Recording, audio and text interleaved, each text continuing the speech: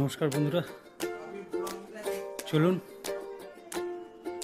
আজ আমি আপনাদের দেখাবো যে আমি যে জায়গায় থাকি, হাওড়া জগৎবল্লভ গোয়ালপোতা গ্রাম, সেই গ্রামটা কি কি আছে চলুন দেখাই। ওনার স্টুডিওটা একটু দেখাবো, বাইরে থেকেই দেখাবো, ভেতরে ঢোকা যাবে না। এখানে এক সময় উত্তম কুমার এসে থাকতেন, অনেক বই পড়েছেন, যেমন সন্ন্যাসী রাজা, বনপরাশির পদাবলী, আরও অনেক বই। এটাই ছিল আগে সেই গেট।